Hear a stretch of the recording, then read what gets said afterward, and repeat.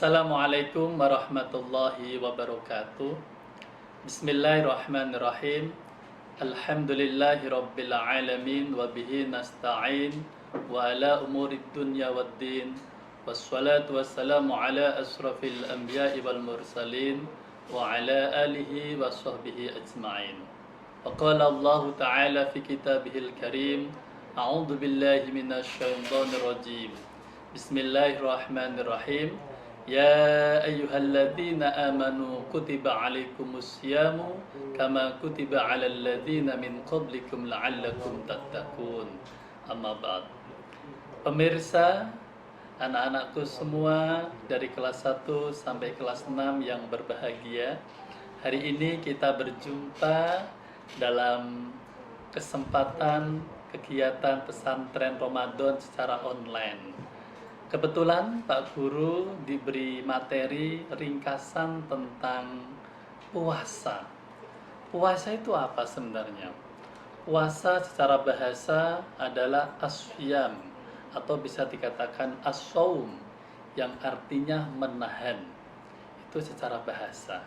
Kalau secara istilah, puasa adalah menahan makan, minum, atau segala sesuatu yang membatalkan puasa, mulai dari terbitnya fajar sampai terbenam matahari. Perintah puasa itu diwajibkan kepada kita terdapat dalam surat Al-Baqarah ayat 183 yang sudah Pak Guru tadi sebutkan, yang artinya, wahai orang-orang yang beriman, diwajibkan atas kamu berpuasa sebagaimana diwajibkan atas orang-orang yang sebelum kamu, agar kalian menjadi orang yang bertakwa. Lah, tujuan daripada puasa itu adalah membentuk manusia yang bertakwa. Kenapa harus bertakwa? Karena yang membedakan, yang memuliakan manusia dengan manusia yang lain di hadapan Allah yang paling sempurna, yang paling tinggi derajatnya adalah orang-orang yang bertakwa. Lah, salah satu puasa ini adalah tujuan membentuk pribadi kita yang bertakwa. Lah, puasa itu ada rukun dan syaratnya. Apa itu rukun dan syarat puasa? Yang pertama, wajib berpuasa bagi orang yang balik. Yang kedua adalah beragama Islam, balik, kemudian berakal, mampu, mukim, dan sehat. Itu adalah rukun atau wajib orang-orang yang berpuasa. Nah, orang yang berpuasa harus Islam tadi, harus balik, harus berakal, mukim, dan sehat. Kemudian rukun puasa itu apa? Rukun puasanya ada 2. Kalau tadi ada syarat wajib puasa. Yang pertama adalah niat. Niat itu di tengah malam. Kapan waktunya niat? Waktunya niat itu ya mulai dari sore hari, mulai dari maghrib sudah bisa itu. Kemudian sampai fajar, sampai al-imsak. Lah, itu batasan niat, itu rukun yang pertama. Yang kedua adalah menahan segala sesuatu yang membatalkan puasa, mulai dari terbitnya fajar sampai terbenam matahari. Anak-anak, ada kesunahan-kesunahan ketika kita berpuasa. Yang pertama adalah makan sahur. Makan sahur itu hukumnya sunnah. Yang kedua adalah menyegerakan berbuka. Kalau sudah kita mendengar Allahu Akbar maghrib, langsung kita berbuka. Jangan lupa disunahkan dengan makan kurma dulu. Kalau tidak ada kurma, ya makan sesuatu yang manis, itu boleh. Yang ketiga adalah dengan kita memperbanyak tadarus Al-Quran, membaca Al-Quran, itu termasuk sunnah berpuasa. Kemudian kita melakukan sholat tarawih, kemudian kita melakukan iktikaf, melakukan banyak sekali sunnah-sunnah dalam berpuasa. Namun anak-anak, kali ini karena kondisi kita harus di rumah saja, kita cukup sholat berjamaah, sholat taraweh kita lakukan di rumah bersama anggota keluarga kita masing-masing. Kemudian, apa yang menyebabkan puasa kita itu menjadi batal? Yang pertama, karena kita keluar dari agama Islam atau murtad. Yang kedua adalah makan, minum dengan sengaja. Yang ketiga, zina atau hubungan suami istri, itu juga bisa membatalkan puasa. Yang keempat, keluarnya sperma dengan sengaja, itu juga membatalkan puasa. Yang kelima, keluar darah haid atau nifas. Yang keenam adalah muntah-muntah dengan sengaja. Dan yang terakhir adalah memasukkan sesuatu yang bisa membatalkan puasa, kayak transfusi darah atau memasukkan suplemen melalui jarum suntik untuk menggantikan puasa, menggantikan makan, itu juga membatalkan puasa. Lah, kalau hanya sekedar, biasanya anak-anak, Pak, sikat gigi siang hari puasanya batal enggak, Pak? Enggak, itu hanya makruh.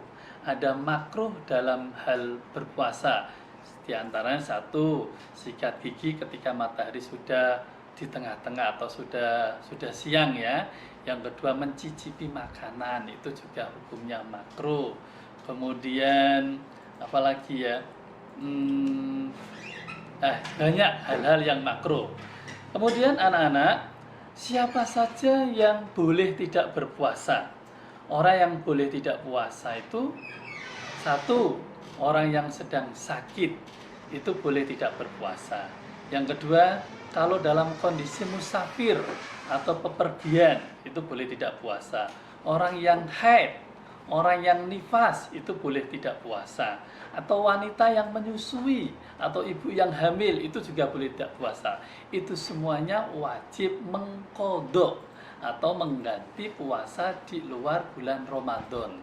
Lah, kalau orang yang boleh tidak puasa dan boleh tidak mengqadha, artinya hanya membayar fidyah, itu adalah orang yang sudah tua renta, itu boleh tidak puasa, hanya mengganti dengan fidyah saja.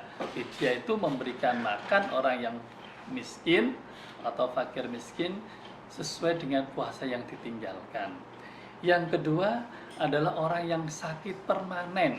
Orang yang sakit tidak punya harapan sembuh, itu boleh tidak puasa dan tidak mengqadha, cukup dengan membayar fidyah. Lah, itu anak-anak boleh, itu orang-orang yang boleh tidak berpuasa. Kemudian kenapa sih kita itu harus berpuasa? Yang pertama, hikmah berpuasa adalah anak-anak untuk membentuk pribadi yang bertakwa. Itu yang pertama. Yang kedua, hikmah berpuasa selanjutnya adalah untuk menjadikan tubuh kita menjadi sehat. Karena Nabi Muhammad mengatakan, sumu tasihu, berpuasalah engkau akan sehat. Kenapa? Karena organ tubuh kita selama 1 tahun ini, pencernaan kita harus memproses makanan terus, maka cara kita menyehatkan tubuh adalah dengan cara menghentikan pencernaan kita. Nah, dengan berpuasa ini, insya Allah tubuh kita akan menjadi sehat. Yang ketiga, hikmah berpuasa adalah membentuk pribadi yang jujur. Karena berpuasa itu sendiri melatih manusia untuk jujur. Nah, kenapa? Kita tidak boleh bohong dan kita melatih kejujuran. Kalau kita melakukan segala sesuatu, pasti Allah Maha melihat. Walaupun tidak ada manusia yang melihat, Allah Maha melihat. Itulah puasa membentuk kejujuran.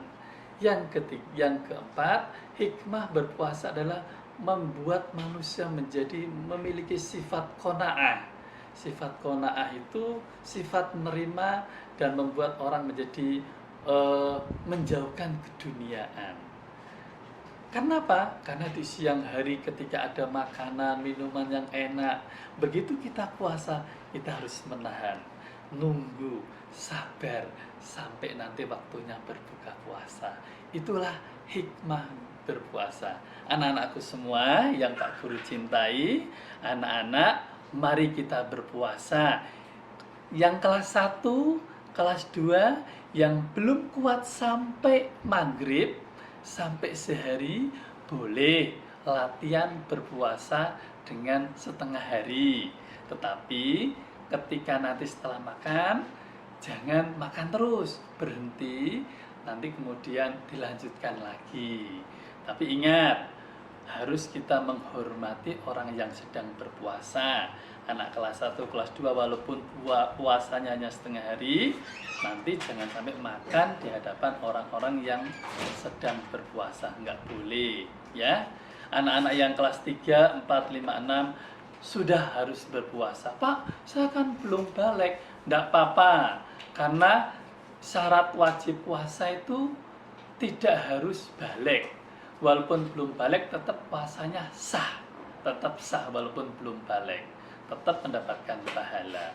Nah, itu anak-anak, itu mungkin yang Bapak sampaikan. Kurang lebihnya mohon maaf. Mudah-mudahan Allah memberikan kekuatan kepada kita bisa melaksanakan puasa sampai dengan 30 hari dan akhirnya kita mendapatkan kemenangan dengan cara kita mendatangkan atau kita melaksanakan sholat hari raya Idul Fitri nanti. Demikian yang bisa Pak Guru sampaikan. Kurang lebihnya mohon maaf. Assalamualaikum warahmatullahi wabarakatuh.